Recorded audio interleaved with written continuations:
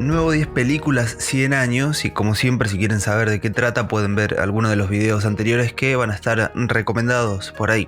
Lo que sí hay que aclarar es que hoy va a ser el primer especial, esperemos, de varios que van a ir apareciendo, por lo que este mes va a ser el mismo método, una película por década, pero pura y exclusivamente realizadas por directores japoneses. Seguramente queden nombres muy grosos afuera, como Kurosawa, Ozu, Mizoguchi, pero simplemente porque son los más obvios y ya se han recomendado en meses anteriores algunas películas de ellos.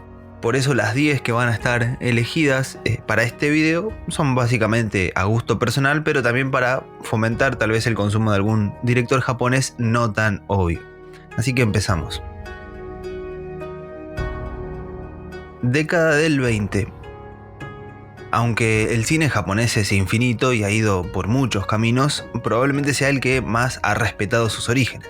Esos orígenes son, por ejemplo, Jiraiya el héroe, una película muda que ya tiene 100 años, pero que sienta unas bases increíbles porque ya se identificaba en su época con un montón de cosas que hoy en día ya son moneda corriente dentro del cine japonés.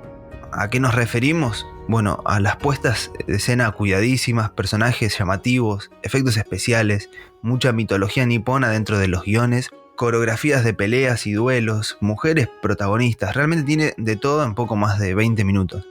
La historia es, en resumen, una adaptación de un famoso héroe asiático de esa época que tenía la habilidad de transformarse y lo utiliza en este mediometraje para ayudar a los demás, por eso el título, ¿no?, de héroe. Hay que verla porque básicamente el director Makino es considerado el padre del cine japonés y el actor protagonista, Onoe, es una de las más grandes estrellas niponas y muchas de sus películas, la gran mayoría de sus trabajos, se han perdido con el tiempo, no hay registros y este es uno de ellos. Década del 30. La de esta década podríamos decir que es una de las primeras road movies, al menos japonesas. El título es originalmente Arigato-san, más conocida como Mr. Thank You en inglés, o sea, Señor Gracias. ¿Por qué? Bueno, porque en principio su protagonista está constantemente diciéndoselo a personas que cruzan el camino, a quienes les pide por favor que se corran del paso. Por eso el Señor Gracias es él. Obviamente la película es mucho más que solo eso y el director Shimizu tenía una particularidad bastante llamativa que era la de hacer películas en un contexto tal vez más rural que otros directores, con personajes bastante carismáticos, paisajes que podrían ser comunes para cualquier persona y en situaciones en su mayoría identificables. Más allá de que también se concentra en cosas particularmente de la cultura japonesa. Por ejemplo, una de sus películas trata sobre masajistas ciegos, algo que era bastante común en esa época. Tal vez para nosotros no, pero para ellos sí. Bueno, en fin, lo interesante de la película es que se concentra en uno de los viajes de este señor Gracias y vamos conociendo un montón de personas comunes y corrientes bajando y subiendo del autobús que él maneja, lo que presenta situaciones como mínimo interesantes y da paso a algo muy importante que son los diálogos. Es una película que depende de ellos porque, bueno, obviamente hay gente conversando constantemente. Es interesante de ver junto a otras del director para conocer esa parte del cine japonés mucho más terrenal que a lo mejor tiene en su exponente máximo a Naruse, pero que Shimizu también supo ser parte de él.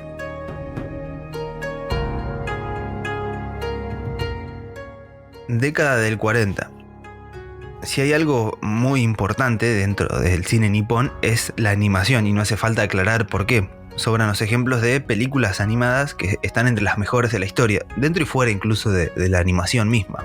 Lo que no siempre se recuerda es el primer largometraje propiamente dicho, con voces y todo, allá por el año 1945, fecha nada casual porque la película de la que estamos hablando, titulada Momotaro Dios de las Olas, fue un encargo por parte del Ministerio de Marina japonesa hacia el director Mitsuyo Seo. O sea que la primera animación con voces y completa como tal es propaganda bélica para que los niños ponjas apoyaran a sus héroes de guerra. Además, también sirve como una especie de competencia a fantasía que se estrenó algunos años antes de la otra gran competencia en cuanto a animación que es Disney.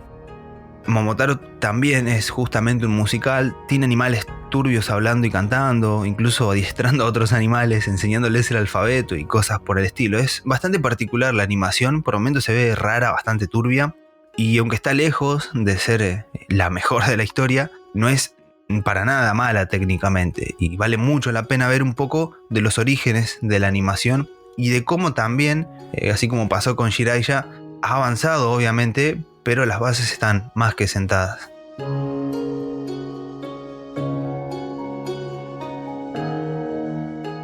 Década del 50. Para esta década elegimos Odd Obsession, o en español La llave de Kon Ichikawa, una película de esas perversas, no porque sea explícita, sino porque plantea una especie de voyeurismo raro en la historia. Y es esta historia la de un hombre ya entrado en años que se da cuenta que está perdiendo su hombría y su virilidad, un tema casi imposible de tocar no solo en el Japón de esa época, sino en cualquier cine del mundo de esa época.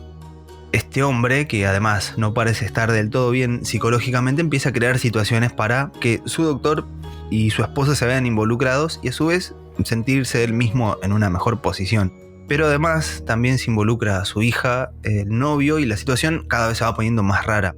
Es una película bastante inclasificable porque juega con el voyeurismo y los puntos de vista, pero es difícil de encasillar en un solo género porque en partes es un drama, en partes es más un misterio que otra cosa.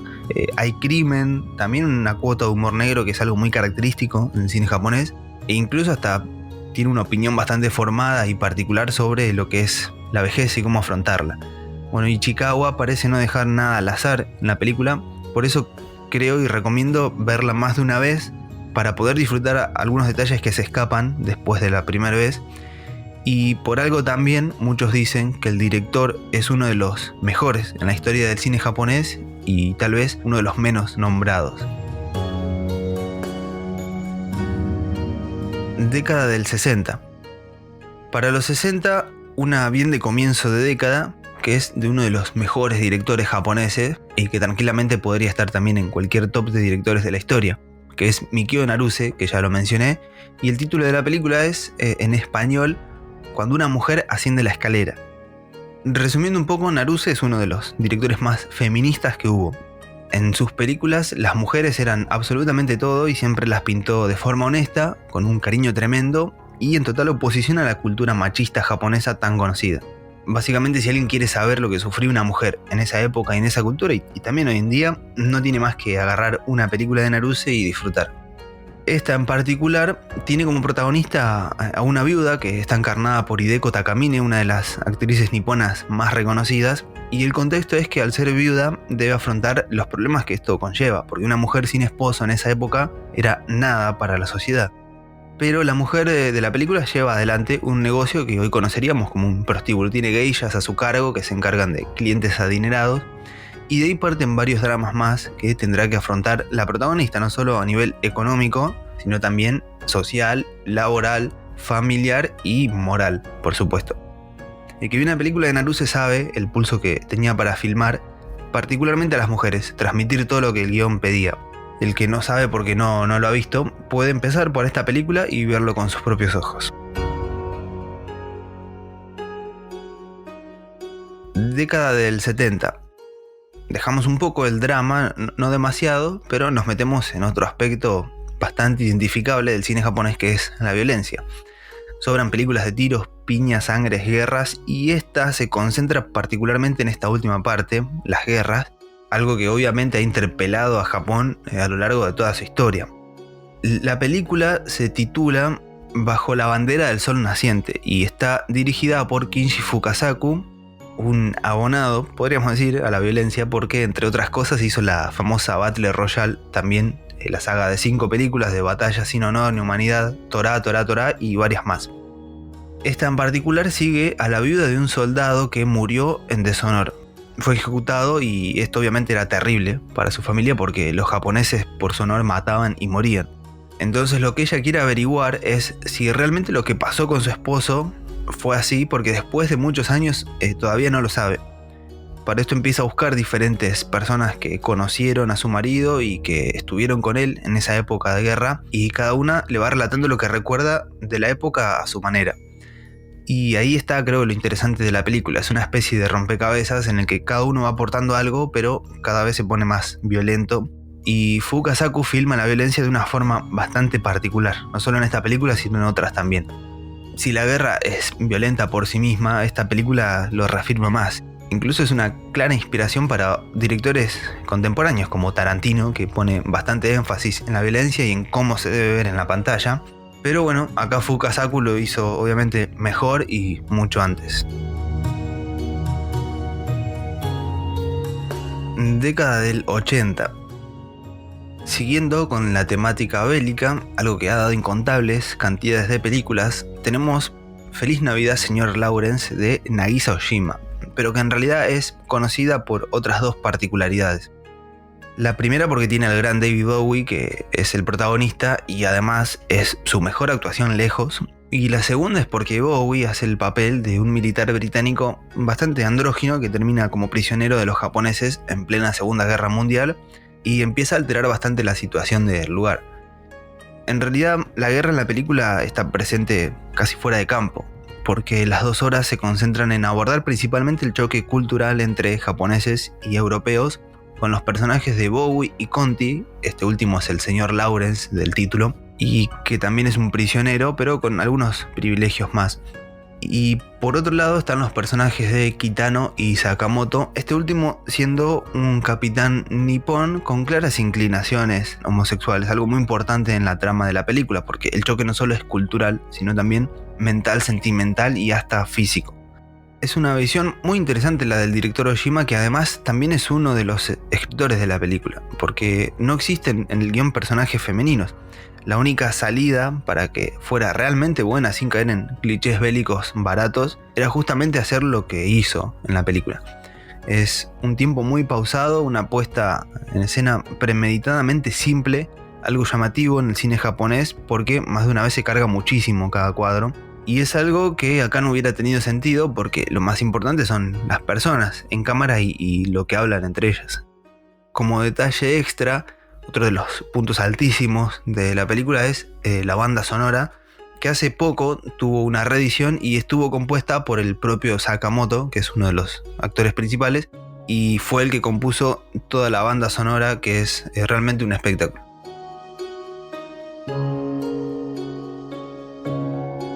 Década del 90. Lo que sería el nuevo cine japonés, o por lo menos el de los 90 en adelante, tal vez tiene 3 exponentes principales que justamente van a ser los 3 últimos de las recomendaciones. El primero es el gigante Takeshi Kitano, que como actor ya en los 80 empezó a aparecer en grandes películas, incluso una de ellas fue la que mencionamos anteriormente, y como director a partir de fin de los 80 y principio de los 90 con Violent Cup, que es la piedra angular de su cine y que se caracteriza por 2 cosas: la violencia y la introspección de sus personajes. En muchos casos del mismo, porque además de dirigir, él protagoniza la mayoría de sus películas. Justamente la de esta década no está protagonizada por él, pero es su película más personal. Se titula Kid's Return del año 1996. Y esta película llega después de que Kitano haya sufrido un accidente que casi lo mató y lo dejó con algunas secuelas físicas, por lo que esa mirada propia mencionada crece mucho más dentro de su cine a partir de acá. Y los personajes principales en esta son 2 jóvenes comediantes de stand-up, podríamos decir, que tienen que decidir qué van a hacer con su futuro después de terminar la escuela. Y eligen 2 caminos diferentes, uno ser boxeador y el otro ser parte de la Yakuza. Lo personal radica en que Kitano supo ser uno de estos jóvenes, o sea que la historia personal de Kitano es prácticamente la historia de estos jóvenes. Un origen muy similar, una elección de vida parecida, aunque después no haya decidido ser ni boxeador ni yakuza, pero cualquiera de los 2 personajes podría haber sido el mismo. A nivel narrativo se nota justamente esto, un Kitano muy íntimo, aún en las escenas más violentas, que se concentra mucho más en los personajes, en sus rostros, sus gestos, en los silencios también. Un drama espectacular que termina siendo más optimista de lo que esperaríamos, y Kitano realmente es uno de los directores indispensables del cine japonés.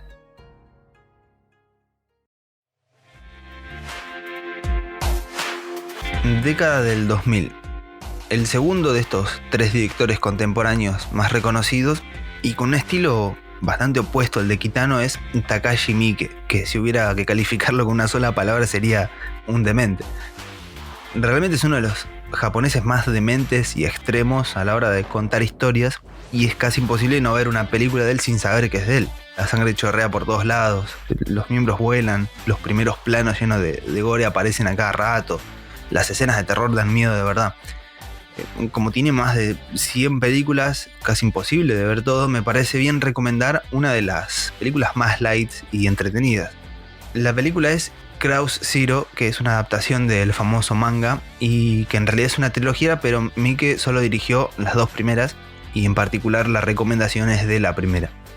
La historia es la de grupos de adolescentes violentos que resuelven todas las piñas y que van tomando clases a bases de pelea. O sea, van conquistando otros cursos hasta que se corona uno solo, podríamos decir el más polenta, y lograría lo que nadie logró: dominar la secundaria hasta el día de la graduación. Como no todo es fácil, el actual campeón va a tener un contrincante a la altura y bueno, se va a pudrir todo hasta el enfrentamiento final. Pero más allá de eso, de que es una película que se concentra en esto, ¿no? En piñas, Takashi también se da unos momentos para tocar un poco por encima y en otros momentos no tanto, algunos temas cotidianos de la cultura japonesa, que son el honor, la familia, la amistad, y en adolescentes que seguramente ganen más de lo que pierdan y que tienen en común muchas más cosas de las que parecería. Pero en fin, resulta una mezcla de violencia exagerada y adolescentes con peinados raros, pero apta para todo público, al menos más que otras del director.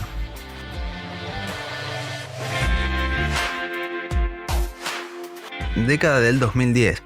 Y para finalizar, el tercero de estos directores contemporáneos, y alguien que ahora ha estado un poco más en boca de todos, es Sion Sono, que si tuviera que acercarse a alguno de los 2 anteriores, diría que estaba más cerca de Takashi Miike que de Kitano, aunque Sono también se ha hecho lugar para películas más dramáticas o personales, como podría ser por ejemplo The Whispering Star. Pero en este caso vamos a mencionar una de sus películas más delirantes, con algo que nos gusta a todos, que es el cine dentro del cine. El título de la película es Why Don't You Play in Hell, más o menos así, y va de 2 historias paralelas que terminan uniéndose por una razón en particular.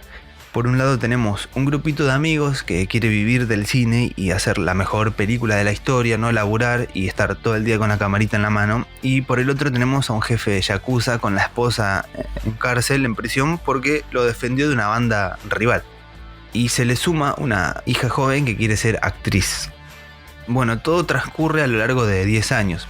Hay un salto temporal, no es que pasa año por año, pero se abarca esta década entera. El guión podría haber caído en una trasheada total, bien mala, pero termina siendo para mí una genialidad. Incluso me parece una de sus películas mejor filmadas, y no porque esté cuidada, sino todo lo contrario, porque se dio cuenta que era una película que debía ser descuidada desde la cámara. Incluso creo que nunca una película tan descuidada fue tan entretenida de ver. Y además tiene ese famoso humor clase B genial que manejan los japoneses. También hay bastante amor por el cine de parte de Sono, y se refleja un poco a la hora de armar estos personajes exagerados y mostrar el camino que recorren para poder filmar algo y poder vivir de lo que realmente les gusta. Además, bueno, obviamente sí tiene esa cuota de violencia que siempre está coronando las secuencias, no solo en esta película, sino en algunas otras más del director.